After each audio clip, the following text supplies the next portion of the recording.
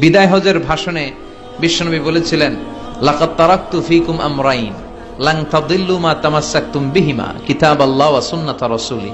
আমি তো চলে যাব, রেখে যাব দুটো জিনিস, যদি দুটো জিনিসকে মেনে চলো কখনো বিভ্রান্ত হবে না। একটা হচ্ছে আল্লাহর কিতাব, আর একটা হচ্ছে বিশ্বনবীর সুন্নাত। এই দুইটা আমরা আঁকড়ে ধরবো। রাজি আছেন তো? পৃথিবী যেদিকে যাক আমি থাকবো দুইটা নিয়ে, ইনশাআল্লাহ। পড়েন। তো হুজুরের যুগে চলে আসেন হুজুর সাল্লাল্লাহু আলাইহি ওয়া সাল্লাম, শুনেছেন বিদায় হজ, আখেরি হজ, ওটাই প্রথম হজ, ওটাই বিদায় হজ। ভাই, প্রত্যেক অভিভাবক যারা আদর্শ গার্জেন হয়, সে যখন ইন্তেকাল করে, ইন্তেকালের আগে সেটা ছেলেদেরকে ডেকে সদুপদেশ দেয়, দেয় কি দেয় না?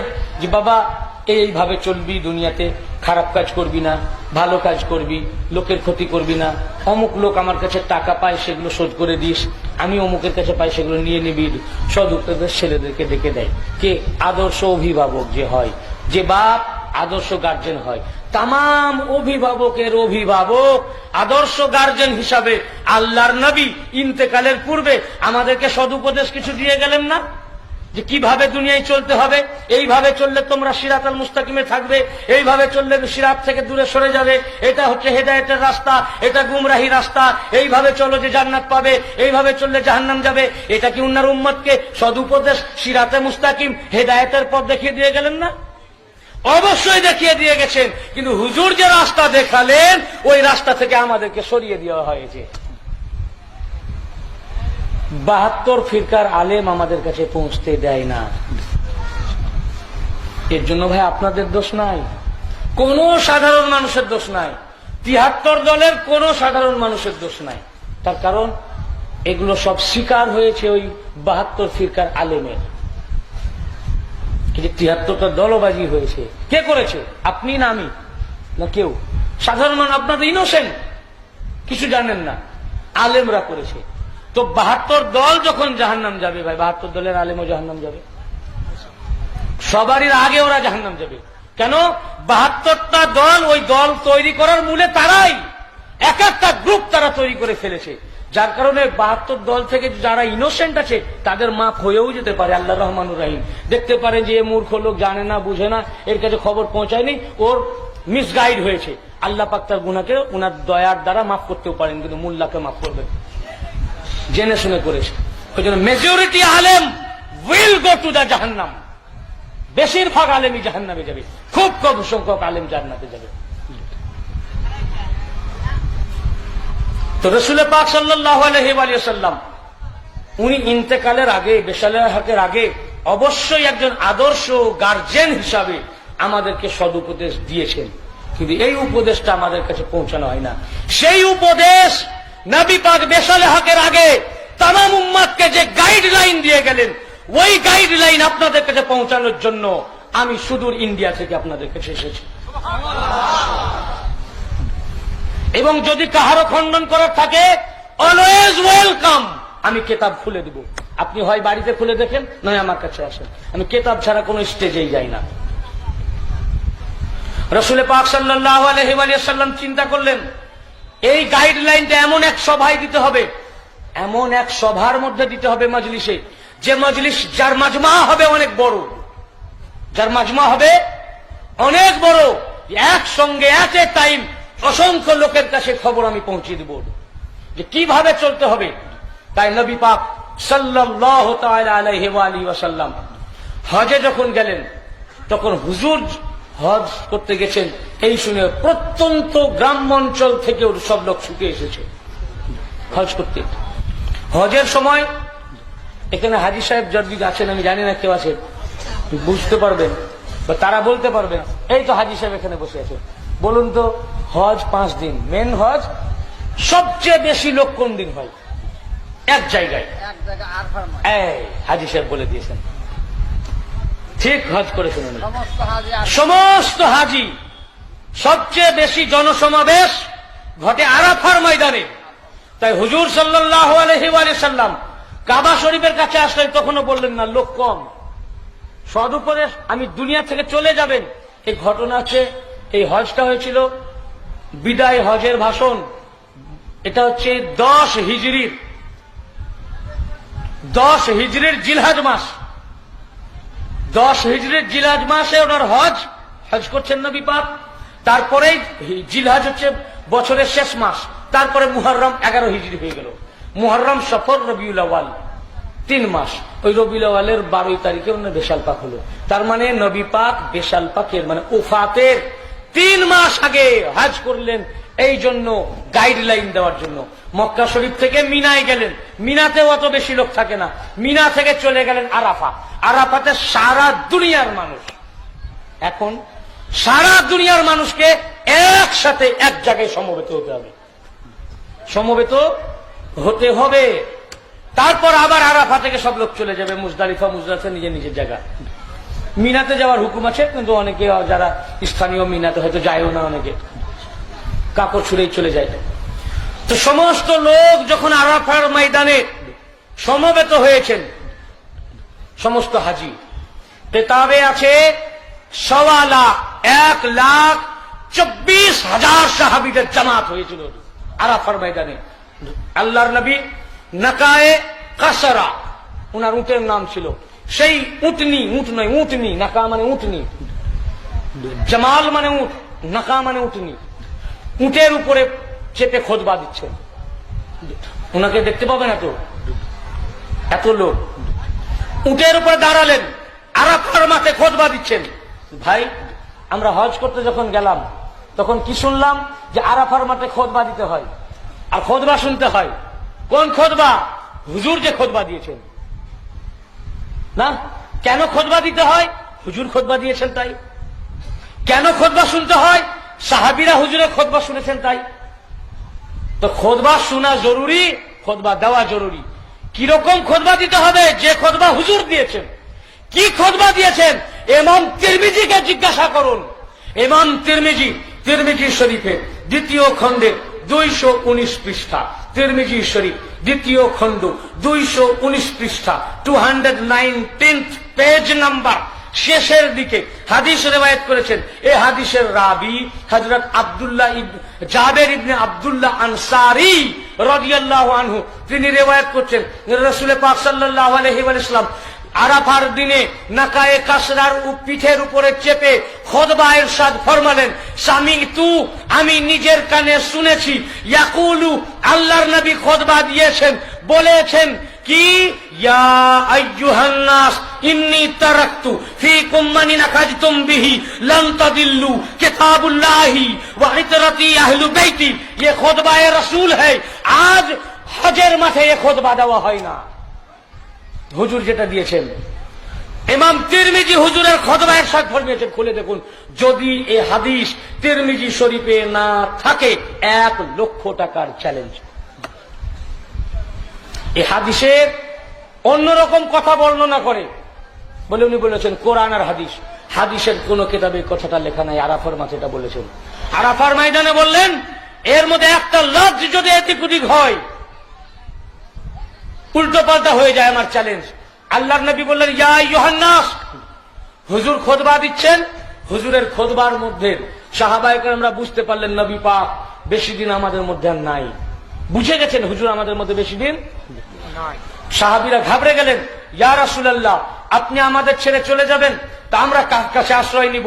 বিপদে আপদে আপনার কাছে আমরা আশ্রয় নিই, আপনার কাছে ঠাঁই নিই, আপনি আমাদেরকে আশ্রয় দেন, নিরাপত্তা দেন। যখন মুসিবতে পড়ি আপনার কাছে আসি, আপনি সাহায্য করেন, আপনি আমাদেরকে উপদেশ দেন। আপনার পরে আমাদেরকে কে সদ উপদেশ দিবে? কোথায় আমরা যাব? কার কাছে আশ্রয় নিব? কার কাছে ঠাঁই নিব? কে আমাদেরকে হেদায়েতের পথে চালাবে? কে সিরাতাল মুস্তাকিমের পথে চালাবে?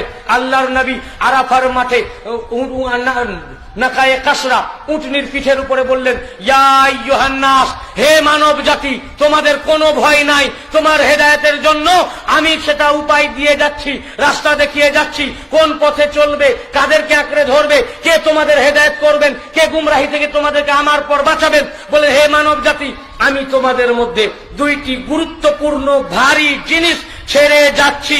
মাহিনতাম আখাজতুম বিহি, যদি তোমরা এই দুটোকে পারো। সেই দুটি কি কি? ওয়া ইতরাতি আহলু বাইতি, সেটি হচ্ছে আমার, একটি হচ্ছে কিতাবুল্লাহ, একটি হচ্ছে আল্লাহর কিতাব কোরআনে পাক, দ্বিতীয়টি ওয়া ইতরাতি আহলু বাইতি, দ্বিতীয়টি আমার ইতরাত, আমার আহলে বাইত। যতক্ষণ তোমরা কোরআন পাকের সাথে আমার ইতরাতকে, আমার আহলে বাইতকে, আমার খানদানকে আখাজতুম বিহি আঁকড়ে ধরে থাকবে, লান তাদিল্লু, কখনোই পথভ্রষ্ট হবে না।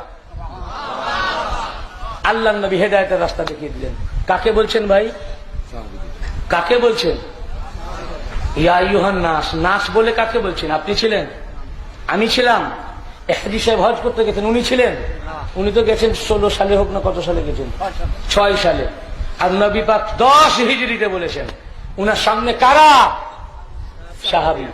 সাহাবীদেরকে বলছেন, হে আমার সাহাব, আমি তোমাদের ভিতরে দুটো জিনিস রেখে গেলাম, একটি কিতাবুল্লাহ, আল্লাহর কিতাব কোরআনে পাক, দুটো জিনিস ছেড়ে যাচ্ছি তোমাদের ভিতর, হে আমার সাহাবী বৃন্দ।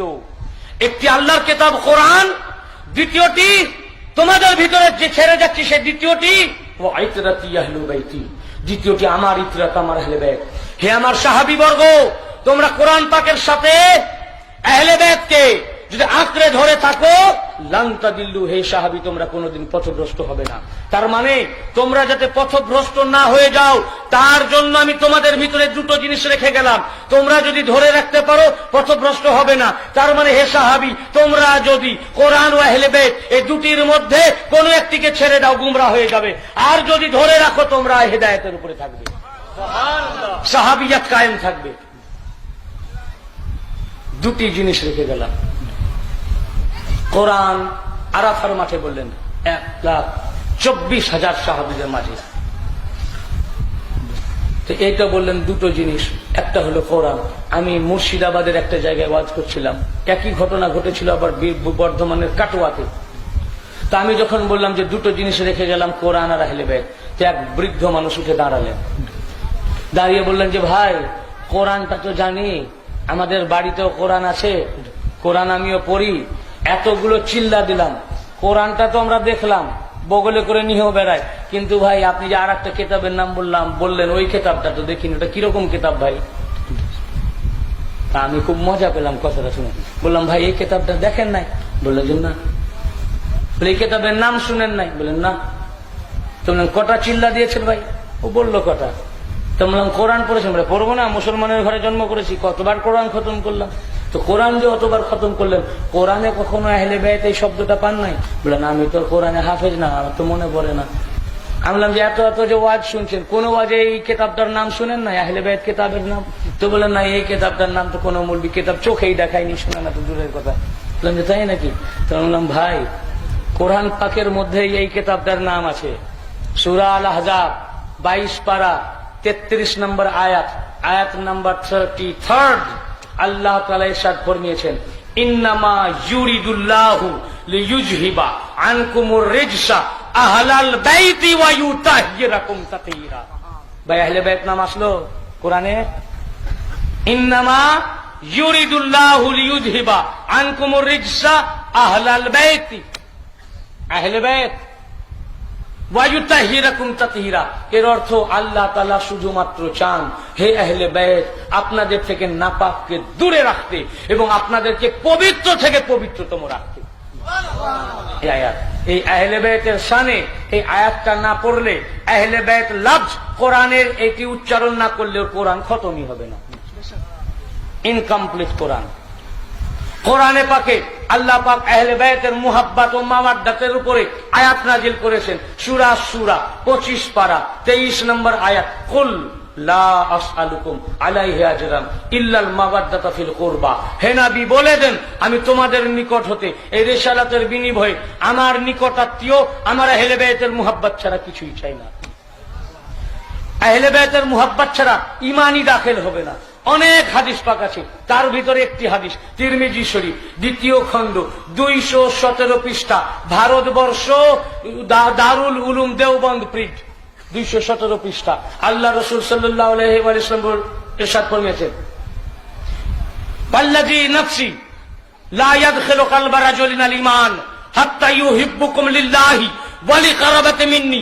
হযরত আব্দুল্লাহ ইবনে আব্বাস রাদিয়াল্লাহু আনহু হাদিস রিওয়ায়াত করেছেন, বললেন সেই রব্বে জুল জালাল, যার কবজায়ে কুদরতে আমার প্রাণ, তার কসম, সেই খোদার কসম ততক্ষণ পর্যন্ত ওই ব্যক্তির কলবে ঈমান দাখিলই হবে না, যতক্ষণ পর্যন্ত না সেই ব্যক্তি আমার নিকটতম আত্মীয়তার কারণে হে আমার খানদান আহলে বাইত তোমাদেরকে মুহাব্বত না করবে। যাদের মুহাব্বত না করলে ঈমান দাখিল হয় না, যাদের মুহাব্বত ও মাওয়াদ্দাতের কথা আল্লাহ পাক কোরআনে অবতীর্ণ করেছেন আয়াতে পাক, যে আহলে বাইত পাককে আল্লাহ পাক সূরা আহজাবে আয়াত অবতীর্ণ করে আয়াতে তাতহীর অবতীর্ণ করে যাদের পবিত্রতা ঘোষণা করেছেন, যে আহলে বাইতের মুহাব্বত না করলে কলবে ঈমানই দাখিল হয় না, সেই আহলে বাইত পাককে চেনা তো দূরের কথা, নাম শোনা জানা তো দূরের কথা, তাদের নামই শোনেন নাই। চিন্তা করুন, যে সমস্ত আলেমেরা ইমানের মূল স্তম্ভ, যাদের উপরে নামাজে দরুদ পড়ছেন, যাদের মুহাব্বত না করলে কলবে ঈমান দাখিল হবে না, সেই আহলে বাইত থেকে যে আলেমরা আপনাদের দূরে সরিয়ে রেখেছে, আপনারা ডিসাইড করুন এই আলেমরা আপনাদের বন্ধু না শত্রু। আহলে বাইত পাককে তিরমিজি শরীফ 2য় খণ্ড 219 পৃষ্ঠার লাস্টে হাদিস, রাসূল পাক সাল্লাল্লাহু যদি এই আয়াত পাক অবতীর্ণ হলো, এই আয়াত পাক উম্মে সালমা রাদিয়াল্লাহু আনহার ঘরে অবতীর্ণ হয়েছে।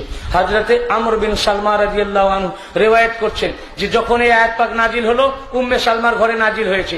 যখনই এই আয়াত পাক নাজিল হলো, লাম্মা নাযালাত হাযিহিল আয়া ইন্নামা ইউরিদুল্লাহু লিযহিবা আনকুম রিজসা আহলাল বাইত ওয়া ইউতাহিরাকুম তাতহীরা, দাআ রাসূলুল্লাহ সাল্লাল্লাহু আলাইহি ওয়া সাল্লাম হাসানান ওয়া হুসাইনান ওয়া ফাতিমা, হাসানকে ডাকলেন, হুসাইনকে ডাকলেন আর ফাতিমাকে ডাকলেন এবং তাদেরকে একটি চাদরের মধ্যে ঢুকিয়ে নিলেন।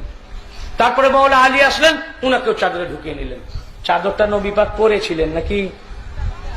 আর চাদরের মধ্যে আলীকে ঢুকালেন, ফাতিমাকে আর হাসানকে আর হুসাইনকে। চাদরের মধ্যে ঢুকিয়ে নিয়ে আল্লাহর রাসূল হাত উঠালেন, উঠিয়ে বলেন, আল্লাহ তুমি যে আহলে বাইত থেকে নাপাক দূর করতে চেয়েছো, আল্লাহুম্মা হাউলাই আহলু বাইতি, আয় আল্লাহ এরাই হচ্ছেন আমার আহলে বাইত পাক।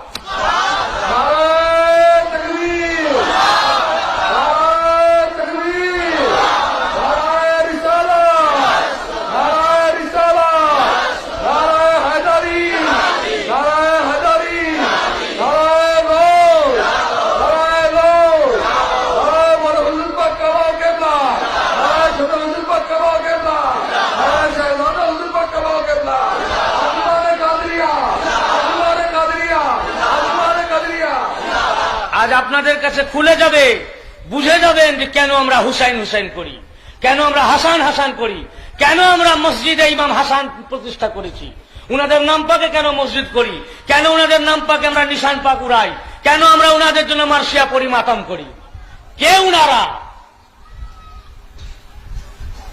এবং একই হাদিস সহিহুল মুসলিম, সহিহুল মুসলিম, হ্যাঁ এই হাদিস শরীফটি যখন চাদরের মধ্যে ঢেকে নিয়ে বললেন ইনার আমার আহলে বাইত, ওখানে উম্মে সালমা ছিলেন, উনার ঘরেই তো।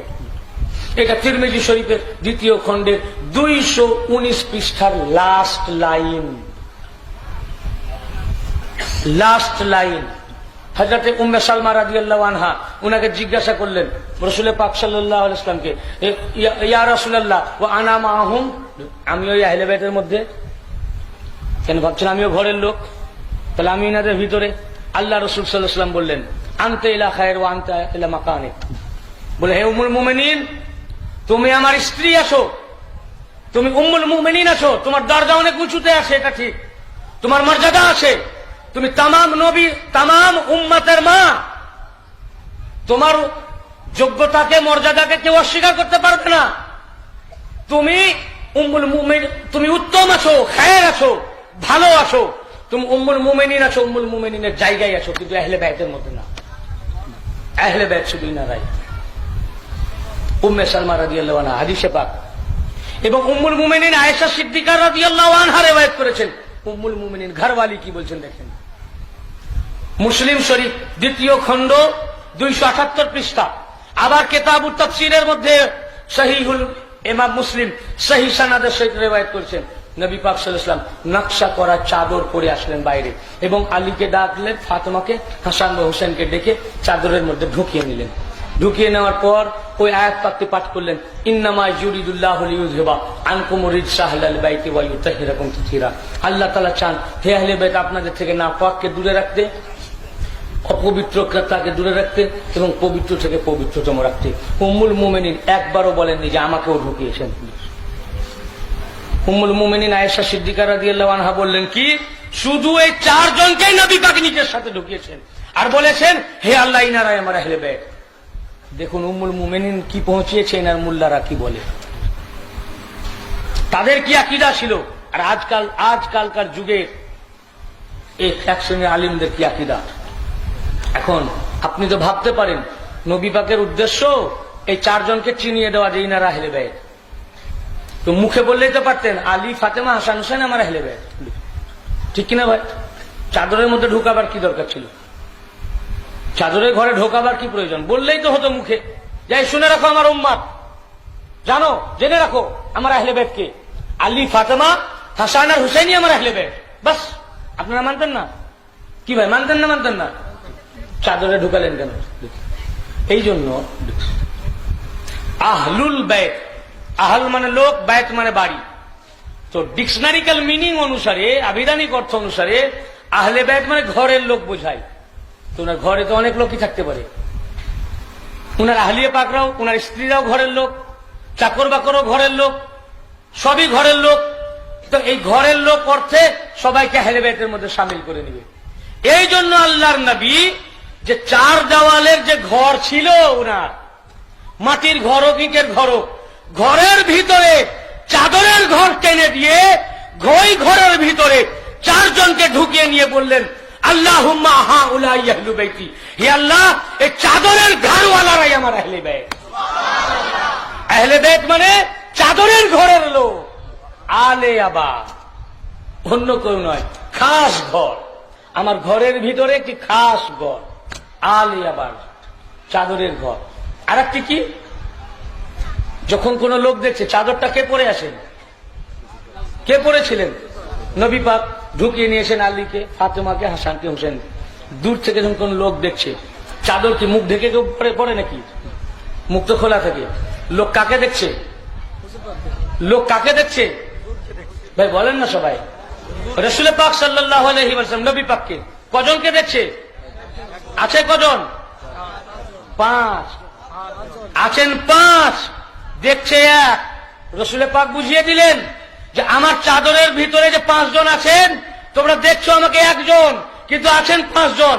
অর্থাৎ আমরা 5 নূর, পাক পাঞ্জাতন পাক মিলে আমরা এক আল্লাহর নূর। আমরা একভাবে পাক পাঞ্জাতনকে মুহাব্বত করো, 5 জনাকে এক জানো, কেউ কারো থেকে ছোট না, বড় না। তফাৎ একটি, আমার শুধু তোমরা মুখ কিন্তু দেখছো একজনের। কেন? তফাৎ একটাই, 4 জনের সাথে আমি খাতামান নবিয়্যিন।